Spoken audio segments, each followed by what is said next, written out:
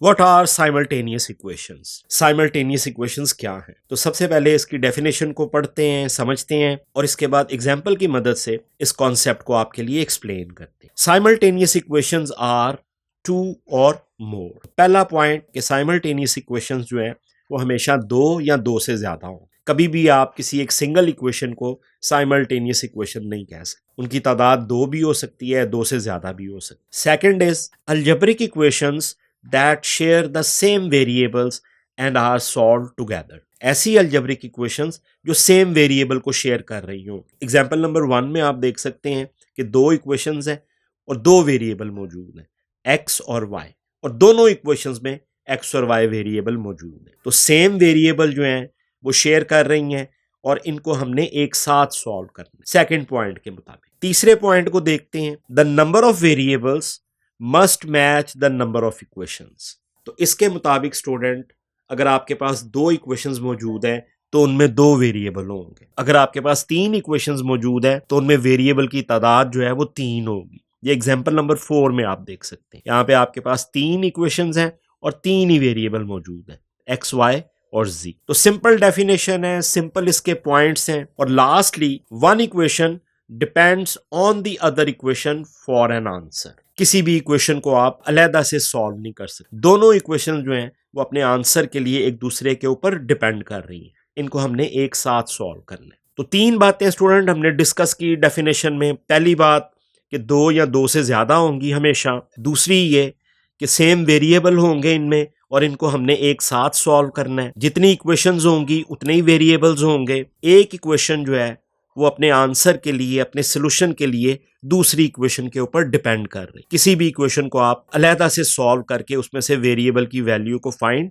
नहीं कर सकते। और अब इन एग्जाम्पल को देख लें। एग्जाम्पल नंबर फर्स्ट में आपके पास दो इक्वेशंस हैं, दो वेरिएबल हैं, एक्स और वाई। दोनों में आप देख सकते हैं कि जो पावर है वेरिएबल की वो 1। तो इसका मतलब है कि साइमल्टेनियस इक्वेशंस में वेरिएबल की पावर दोनों इक्वेशंस में 1 भी हो सकती है। सेकंड इक्वेशन में दो वेरिएबल हैं, दो इक्वेशंस हैं, एक्स और वाई वेरिएबल है। एक में एक्स की पावर 1 है, वाई की पावर भी 1 है, एक लीनियर इक्वेशन है। और दूसरी में दोनों वेरिएबल्स की पावर जो है वो सेकंड डिग्री। तो इसका मतलब कि साइमल्टेनियस इक्वेशन वो लीनियर और क्वाड्रेटिक एक साथ भी आ सकती हैं। थर्ड एग्जांपल को देखते हैं। दो इक्वेशंस हैं, दो वेरिएबल्स हैं, एक्स और वाई। पहली इक्वेशन में एक्स की पावर 2 है, वाई की पावर भी 2 है। और दूसरी इक्वेशन में एक्स की पावर 2 है, वाई की पावर भी 2 है, प्रोडक्ट की टर्म भी साथ। और लास्टली जो फोर्थ एग्जांपल है उसमें स्टूडेंट आपके पास तीन इक्वेशंस हैं, तीन वेरिएबल हैं, एक्स, वाई और z। तीनों में जो वेरिएबल की पावर है वो 1 है। इट मीन्स के तीनों लीनियर इक्वेशंस। तो ये चार एग्जांपल आप देख सकते हैं साइमल्टेनियस इक्वेशंस की। और अब स्टूडेंट एक और इंपॉर्टेंट टर्म को समझते हैं। जब हम इन साइमल्टेनियस इक्वेशंस को सॉल्व करेंगे तो जो आंसर आएगा, सोल्यूशन आएगा, उसको हम कॉमन सोल्यूशन कहें। तो कॉमन सोल्यूशन को समझ लेते हैं। कॉमन सोल्यूशन, आंसर और solution set must satisfied all equation. इससे मुराद ये है स्टूडेंट, जब भी आप किसी भी सिस्टम ऑफ साइमल्टेनियस इक्वेशंस को सॉल्व करेंगे तो उसके नतीजे में एक्स और वाई की वैल्यूज आपको मिले। क्योंकि बेसिकली सॉल्व करने से मुराद ये है कि हमने वेरिएबल की वैल्यू को फाइंड करना है। जो वेरिएबल की वैल्यू हमें मिलेंगी वो दोनों इक्वेशन को सेटिस्फाई कर रही होंगी। इसको एग्जाम्पल की मदद से समझ लेते हैं। यहाँ पे दो साइमल्टेनियस इक्वेशन आपको दी गई हैं, 3x plus Y is equal to 4 और 3x square plus Y square is equal to 52। इनको हमने साइमल्टेनियसली सॉल्व किया, एक साथ सॉल्व किया और हमें जो सोल्यूशन सेट है वो एक ऑर्डर पेयर की फॉर्म में मिल गई। इसमें आप देख सकते हैं कि x की वैल्यू 3 आ रही है और जब x की वैल्यू 3 आएगी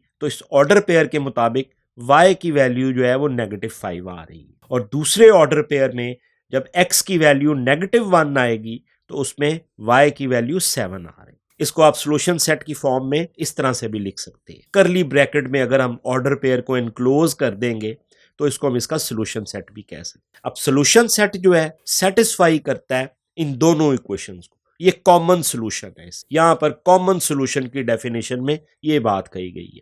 अब इसको समझते हैं कि ये जो कॉमन सोल्यूशन है ये किस तरीके से सेटिस्फाई कर। इसमें आप देखें कि मैंने पहला ऑर्डर पेयर लिख दिया है कि जब x की पावर 3 थी तो y की पावर -5 थी। अब इन दोनों वैल्यूज को हम बारी बारी इन दोनों इक्वेशंस में पुट करें। तो सबसे पहले मैंने पहली इक्वेशन लिख दी है 3x plus Y is equal to 4। x की जगह पर मैंने 3 पुट कर दिया है और y की जगह पर -5 पुट कर दिया है। राइट साइड मेरी 4 है, इसको सॉल्व करेंगे। 3 3 इज 9 और ये -5 as it is equal to 4। 9 minus 4 is 4। दोनों तरफ मेरी दोनों साइड जो हैं वो इक्वल आ गई। Right hand side is equal to left hand side. अब मैं अपनी दूसरी इक्वेशंस में यही ऑर्डर पेयर पुट करूंगा, 3 और -5। दूसरी इक्वेशन मेरी 3x square plus Y square is equal to 52 है। यहां पर भी मैं x की जगह पर सबसे पहले 3 पुट करूंगा, तो ये 3 का स्क्वायर आ गया, 3 इंटू 3 का स्क्वायर प्लस y की जगह पर -5 पुट कर दिया इक्वल टू 52। इसको सिंप्लीफाई करेंगे तो 3 का स्क्वायर 9, 9 इंटू 3 इज 27 प्लस -5 का स्क्वायर पॉजिटिव 25 होगा।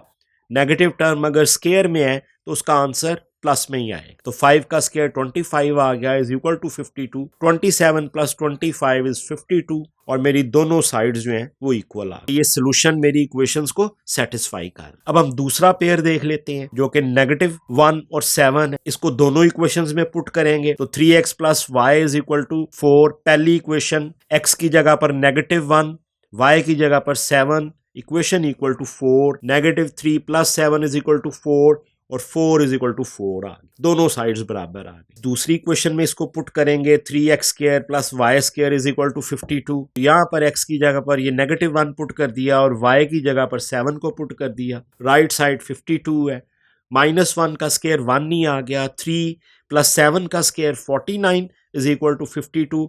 इन दोनों को ऐड किया तो मेरी दोनों साइड जो हैं वो बराबर आ। तो इसका मतलब ये है स्टूडेंट, साइमल्टेनियस इक्वेशंस का जो सॉल्यूशन होता है या जो ऑर्डर पेयर होता है, दो तरीकों से लिख सकते हैं, ऑर्डर पेयर में भी और सॉल्यूशन सेट की फॉर्म में भी। इन वैल्यूज को जब आप इक्वेशंस में पुट करते हैं तो आपकी दोनों साइड्स जो हैं वो बराबर आ जाती। इसी को हम कहते हैं कि ये इक्वेशंस को सेटिस्फाई करते हैं, जो सॉल्यूशन है, जो आंसर। तो ये कॉमन सॉल्यूशन है। साइमल्टेनियस इक्वेशंस में हमेशा जो सॉल्यूशन हम फाइंड करते हैं वो इक्वेशंस को सेटिस्फाई करना होता है। तो आई होप कि ये कॉन्सेप्ट साइमल्टेनियस इक्वेशन का आपको समझ में आ गया होगा अच्छे तरीके से। और अब हम एक्सरसाइज 2.7 के क्वेश्चंस को सॉल्व करेंगे और आप ये देखेंगे कि प्रैक्टिकली हम इन इक्वेशंस को किस तरीके से सॉल्व करते हैं और सॉल्यूशन को किस तरीके से फाइंड करते हैं।